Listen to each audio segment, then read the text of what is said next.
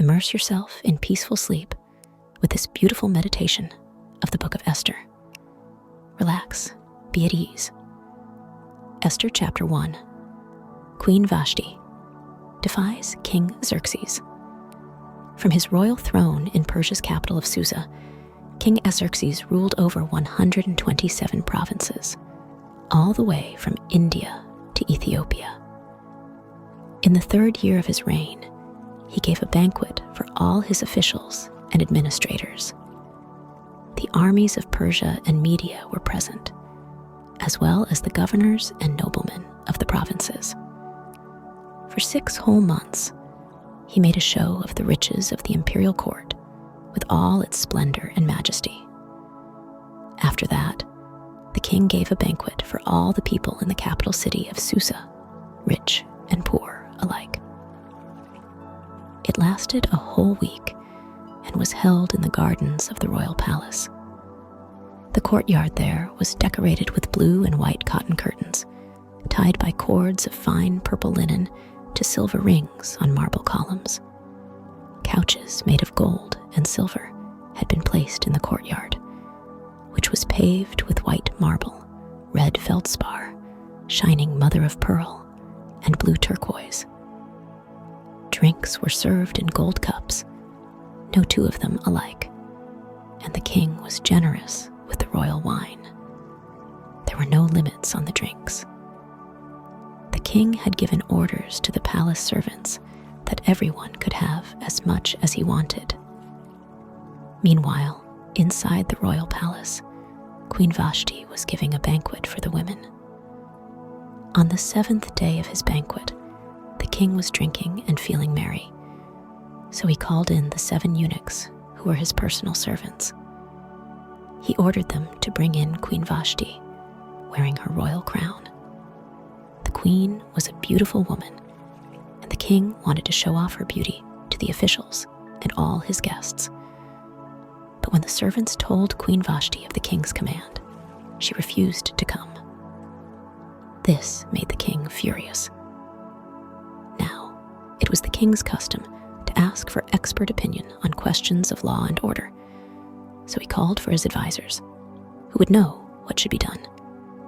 He said to his advisors, "I, King Xerxes, sent my servants to Queen Vashti with a command, and she refused to obey it. What does the law say we should do with her?" One of the advisors stood up and said, "Queen Vashti has insulted not only the king, but also his officials. In fact, every man in the empire. Every woman in the empire will begin to look down on her husband as soon as she hears what the queen has done. They will all say, 'King Xerxes commanded Queen Vashti to come to him, and she refused.' When the wives of the royal officials of Persia and Media hear about the queen's behavior, they will be telling their husbands about it before the day is out. Wives everywhere will have no respect for their husbands, and husbands will be angry with their wives. If it please your majesty, issue a royal proclamation that Vashti may never again appear before the king. Order it to be written into the laws of Persia and Media, so that it can never be changed. Then give her place as queen to some better woman. When your proclamation is made known all over this huge empire, every woman will treat her husband with proper respect, whether he is rich or poor." The king and his advisors liked this idea, and the king did what was suggested.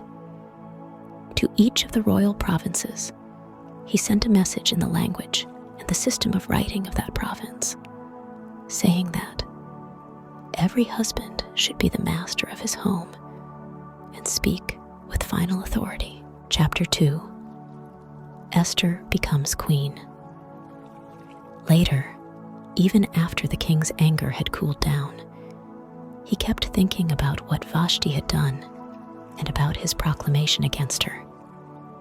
So, some of the king's advisors who were close to him suggested, "Why don't you make a search to find some beautiful virgins? You can appoint officials in every province of the empire and order them to bring all these beautiful young women to your harem here in Susa, the capital city. Put them in the care of Haggai, the eunuch, who is in charge of your women, and let them be given a beauty treatment. Then take the young woman you like best and make her queen in Vashti's place." The king thought this was good advice, so he followed it. There in Susa lived a Jew named Mordecai, son of Jair. He was from the tribe of Benjamin and was a descendant of Kish and Shimei. When King Nebuchadnezzar of Babylon took King Jehoiachin of Judah into exile from Jerusalem, along with a group of captives, Mordecai was among them. He had a cousin, Esther, whose Hebrew name was Hadassah. She was a beautiful young woman and had a good figure. After the death of her parents, Mordecai adopted her and brought her up as his own daughter. When the king had issued his new proclamation, and many young women were being brought to Susa, Esther was among them. She too was put in the royal palace in the care of Haggai, who was in charge of the harem. Haggai liked Esther, and she won his favor. He lost no time in beginning her beauty treatment of massage and special diet. He gave her the best place in the harem and assigned 7 young women specially chosen from the royal palace to serve her. Now, on the advice of Mordecai, Esther had kept it a secret that she was Jewish.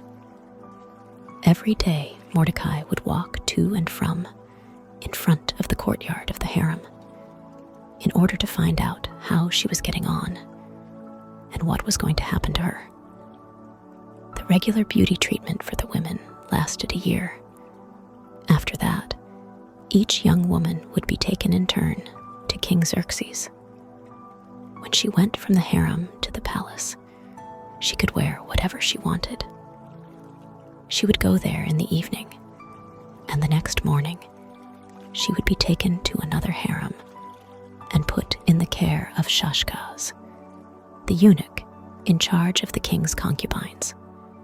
She would not go to the king again unless he liked her enough to ask for her by name.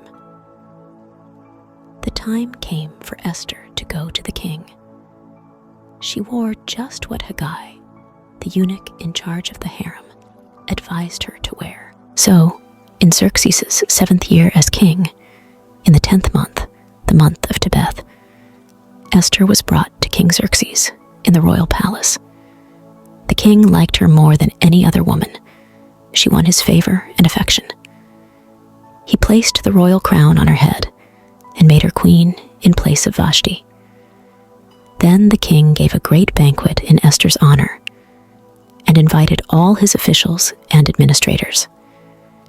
He proclaimed a holiday for the whole empire and distributed gifts worthy of a king. Meanwhile, Mordecai had been appointed by the king to an administrative position. As for Esther, she had still not let it be known that she was Jewish. Mordecai had told her not to tell anyone, and she obeyed him in this, just as she had obeyed him when she was a little girl under his care.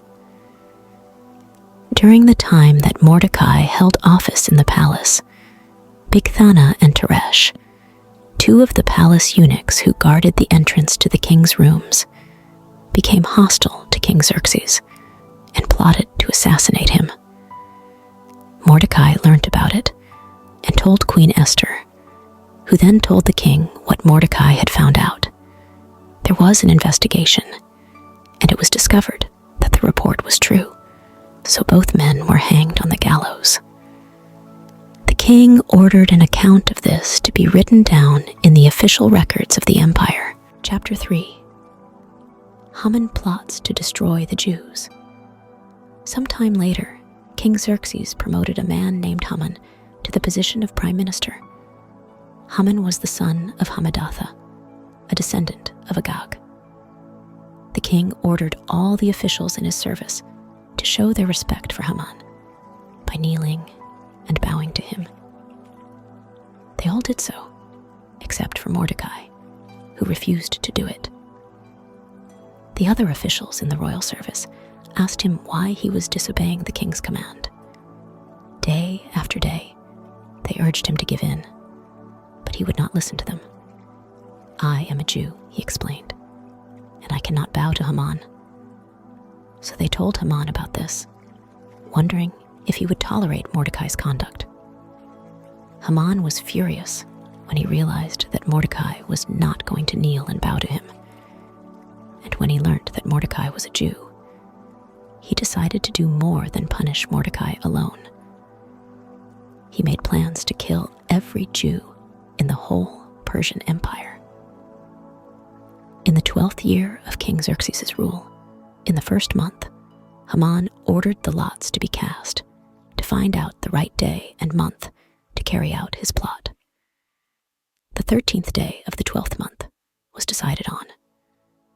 So Haman told the king, "There is a certain race of people scattered all over your province. They observe customs that are not like those of any other people. Moreover, they do not obey the laws of the empire, so it is not in your best interest to tolerate them. If it please your majesty, issue a decree that they are to be put to death. If you do, I guarantee that I will be able to put more than 340,000 kilograms of silver into the royal treasury for the administration of the empire."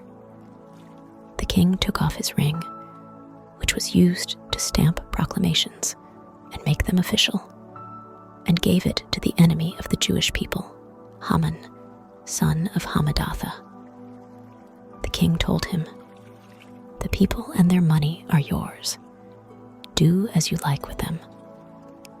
So, on the 13th day of the first month, Haman called the king's secretaries and dictated a proclamation to be translated into every language and system of writing used in the empire, and to be sent to all rulers, governors, and officials. It was issued in the name of King Xerxes and stamped with his ring. Runners took this proclamation to every province of the empire. It contained the instructions that on a single day, the 13th day of Adar, all the Jews, young and old, women and children, were to be killed. They were to be slaughtered without mercy, and their belongings were to be taken. The contents of the proclamation were to be made public in every province, so that everyone would be prepared when that day came. At the king's command, the decree was made public in the capital city of Susa, and runners carried the news to the provinces. The king and Haman sat down and had a drink while the city of Susa was being thrown into confusion. Chapter 4. Mordecai asks for Esther's help. When Mordecai learnt of all that had been done, he tore his clothes in anguish. Then he dressed in sackcloth, covered his head with ashes, and walked through the city, wailing loudly and bitterly until he came to the entrance of the palace. He did not go in, because no one wearing sackcloth was allowed inside. Throughout all the provinces, wherever the king's proclamation was made known, there was loud mourning among the Jews. They fasted, wept, and wailed, and most of them put on sackcloth and laid in ashes. When Esther's servants and eunuchs told her what Mordecai was doing, she was deeply disturbed. She sent Mordecai some clothes to put on instead of the sackcloth, but he would not accept them. Then she called Hathash, one of the palace eunuchs appointed as her servant by the king, and told him to go to Mordecai and find out what was happening and why. Hathash went to Mordecai in the city square at the entrance of the palace. Mordecai told him everything that had happened to him and just how much money Haman had promised to put into the royal treasury if all the Jews were killed. He gave Hathash a copy of the proclamation that had been issued in Susa, ordering the destruction of the Jews. Mordecai asked him to take it to Esther, explain the situation to her, and ask her to go and plead with the king and beg him to have mercy on her people. Hathach did this, and Esther gave him this message to take back to Mordecai. If anyone, man or woman, goes to the inner courtyard and sees the king without being summoned, that person must die. That is the law. Everyone, from the king's advisors to the people in the provinces, knows that. There is only one way to get around this law. If the king holds out his gold scepter to someone, then that person's life is spared. But it has been a month since the king sent for me. When Mordecai received Esther's message, he sent her this warning. Do not imagine that you are safer than any other Jew just because you are in the royal palace. If you keep quiet at a time like this, help will come from heaven to the Jews, and they will be saved. But you will die, and your father's family will come to an end. Yet, who knows? Maybe it was for a time like this that you were made queen. Esther sent Mordecai this reply. Go and gather all the Jews in Susa together. Hold a fast and pray for me. Do not eat or drink anything for 3 days and nights. My servants and I will be doing the same. After that, I will go to the king, even though it is against the law. If I must die for doing it, I will die. Mordecai then left and did everything that Esther had told him to do. Chapter 5. Esther invites the king and Haman to a banquet. On the 3rd day of her fast, Esther put on her royal robes, went and stood in the inner courtyard of the palace, facing the throne room. The king was inside, seated on the royal throne, facing the entrance. When the king saw Queen Esther standing outside, she won his favor, and he held out to her the gold scepter. She then came up and touched the tip of it. What is it, Queen Esther? The king asked. Tell me what you want, and you shall have it, even if it is half my empire. Esther replied, If it please your majesty, I would like you and Haman to be my guests tonight at a banquet I am preparing for you. The king then ordered Haman to come quickly so that they could be Esther's guests. The king and Haman went to Esther's banquet. Over the wine, the king asked Esther, Tell me what you want, and you shall have it. I will grant my request, even if you ask for half my empire. Esther replied, If your majesty is kind enough to grant my request, I would like you and Haman to be my guests tomorrow at another banquet that I will prepare for you. At that time, I will tell you what I want. When Haman left the banquet, he was happy and in a good mood. But then he saw Mordecai at the entrance of the palace, and when Mordecai did not rise or show any sign of respect as he passed, Haman was furious with him. But he controlled himself and went home. Haman then invited his friends to his house and asked his wife, Zeresh, to join them.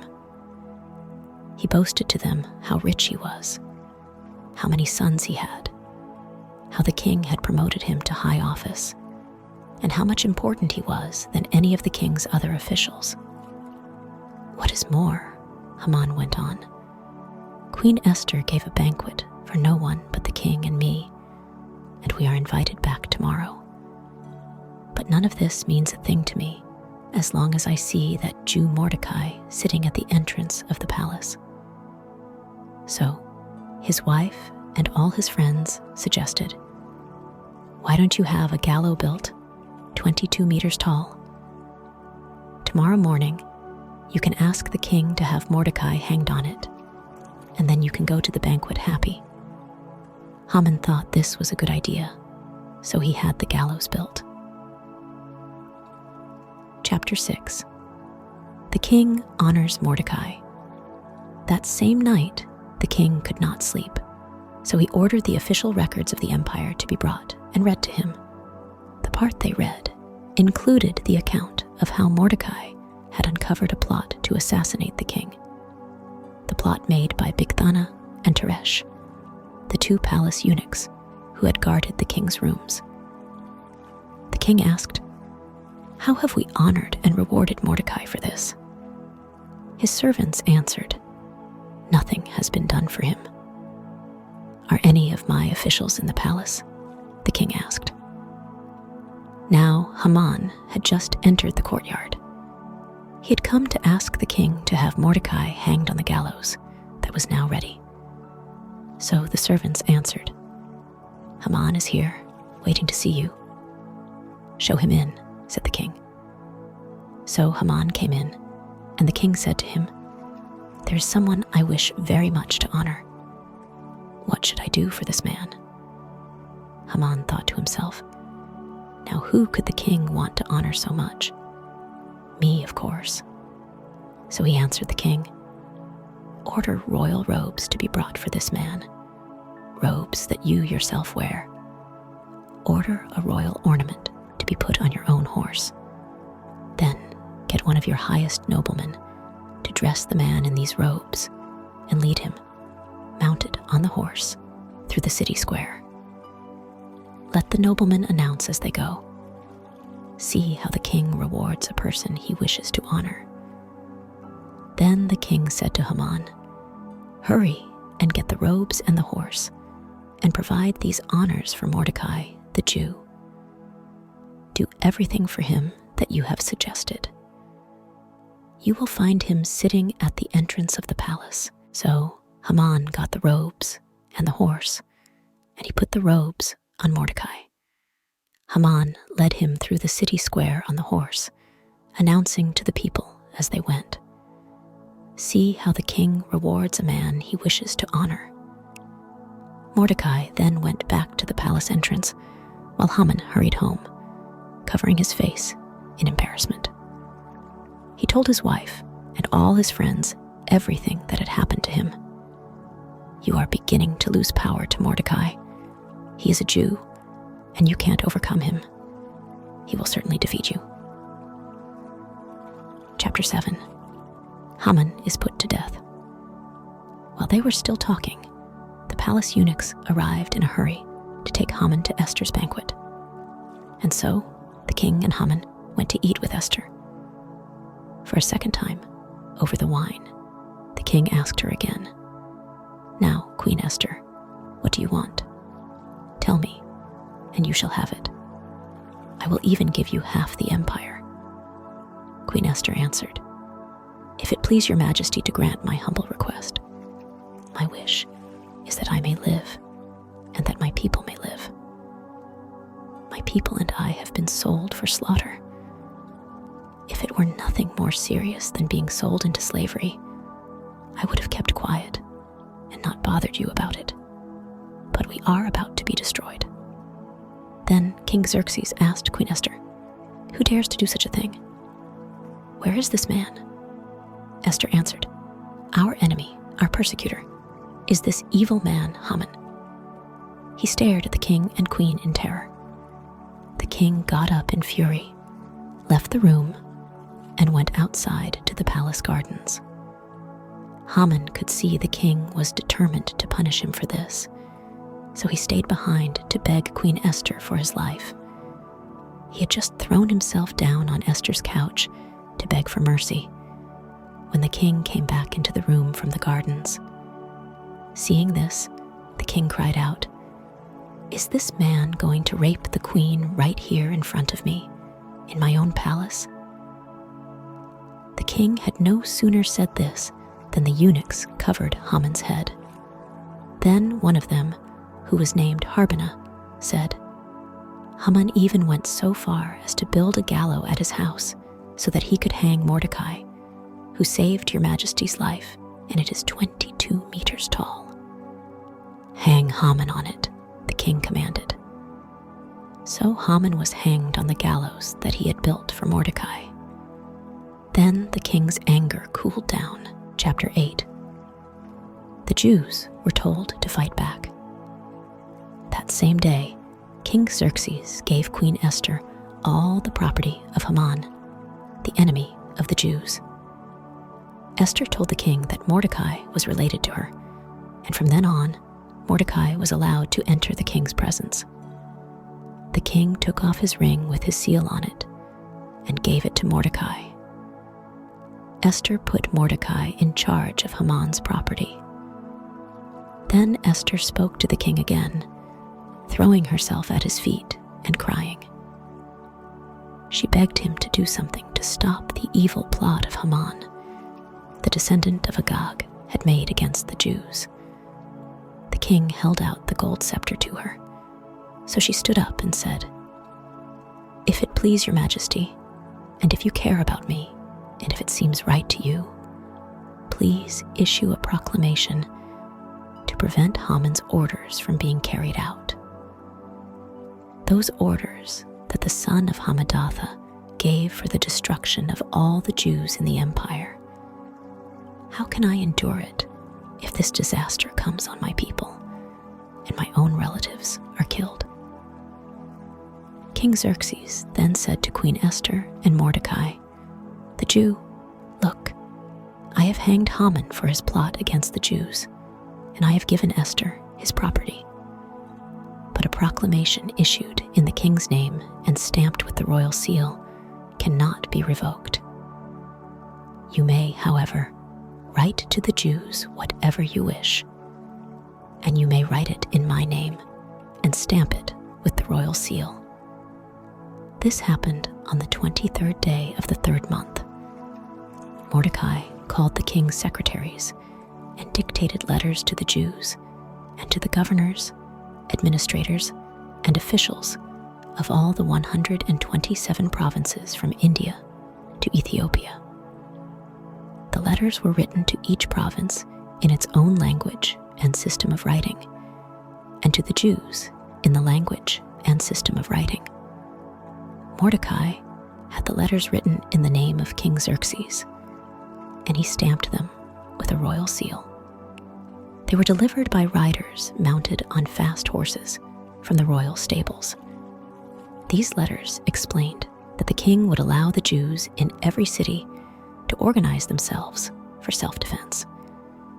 If armed men of any nationality in any province attack the Jewish men, their children, or their women, the Jews could fight back and destroy the attackers. They could slaughter them to the last man and take their possessions. This decree was to take effect throughout the Persian Empire on the day set for the slaughter of the Jews, the 13th of Adar, the 12th month. It was to be proclaimed as law and made known to everyone in every province, so that the Jews would be ready to take revenge on their enemies when that day came. At the king's command, the riders mounted royal horses and rode off at top speed. The decree was also made public in Susa, the capital city. Mordecai left the palace wearing royal robes of blue and white, a cloak of fine purple linen, and a magnificent gold crown. Then the streets of Susa rang with cheers and joyful shouts. For the Jews, there was joy and relief, happiness, and a sense of victory. In every city and province, wherever the king's proclamation was read, the Jews held a joyful holiday with feasting and happiness. In fact, many other people became Jews because they were afraid of them now. Chapter 9. The Jews destroy their enemies.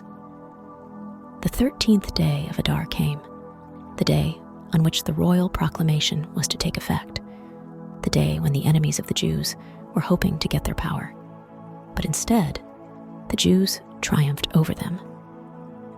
People everywhere were afraid of them, and no one could stand against them. In fact, all the provincial officials, governors, administrators, and royal representatives helped the Jews because they were afraid of Mordecai. It was well known throughout the empire that that Mordecai was now a powerful man in the palace and was growing more powerful. So the Jews could do what they wanted with their enemies. They attacked them with swords and slaughtered them. In Susa, the capital city itself, the Jews killed 500 people. Among them were the 10 sons of Haman, son of Hammedatha, the enemy of the Jews. However, there was no looting. That same day, the number of people killed in Susa was reported to the king. He then said to Queen Esther, "In Susa alone, the Jews have killed 500 people, including Haman's 10 sons. What must they have done out in the provinces? What do you want now? You shall have it. Tell me what else you want, and you shall have it." Esther answered, "If it please your majesty, let the Jews in Susa do again tomorrow what they were allowed to do today, and order the bodies of Haman's 10 sons to be hung from the gallows." The king ordered this to be done, and the proclamation was issued in Susa. The bodies of Haman's 10 sons were publicly displayed. On the 14th day of Adar, the Jews of Susa got together again and killed 300 more people in the city. But again, they did no looting. The Jews in the provinces also organized and defended themselves. They got rid of their enemies themselves by killing 75,000 people who hated them. But they did no looting. On the next day, the 14th, there was no more killing, and they made a joyful day of feasting. The Jews of Susa, however, made the 15th a holiday, since they had slaughtered their enemies on the 13th and 14th, and then stopped on the 15th. This is why Jews who live in small towns observe the 14th day of the month of Adar as a joyous holiday, a time for feasting and giving gifts of food to one another.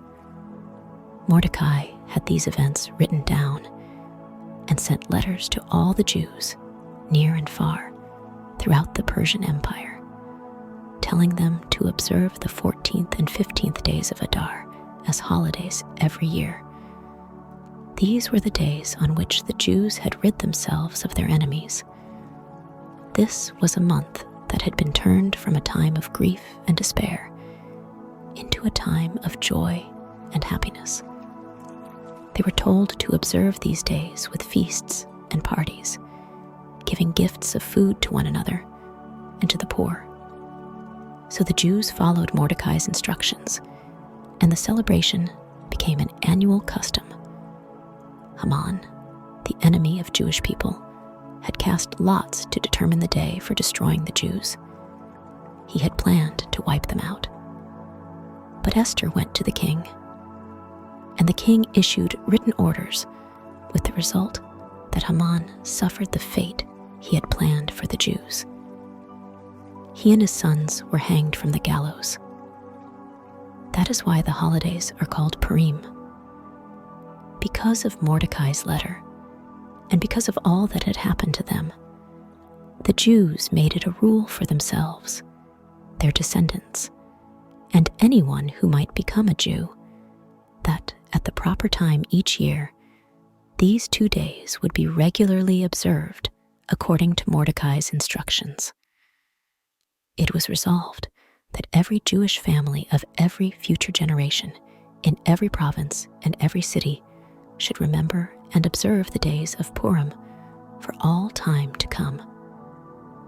Then Queen Esther, along with Mordecai, also wrote a letter, putting her full authority behind the letter about Purim, which Mordecai had written earlier. The letter was addressed to all the Jews, and copies were sent to all the 127 provinces of the Persian Empire. It wished the Jews peace and security, and directed them and their descendants to observe the days of Purim at the proper time, just as they had adopted rules for the observance of fasts and times of mourning. This was commanded by both Mordecai and Queen Esther. command, confirming the rules for Purim, was written down on a scroll. Chapter 10. The greatness of Xerxes and Mordecai. King Xerxes imposed forced labor on the people of the coastal regions of his empire, as well as on those of the interior. All the great and wonderful things he did, as well as the whole story of how he promoted Mordecai to high office, are recorded in the official records of the kings of Persia and Media. Mordecai the Jew was second in rank, only to King Xerxes himself. He was honored and well liked by his fellow Jews. He worked for the good of his people and for the security of all their descendants. That is the account of the events of the Book of Esther, which took place at the winter residence of the Persian emperor, centered around a Jewish heroine named Esther, who by her great courage and devotion to her people saved them from being exterminated by their enemies. Be blessed always.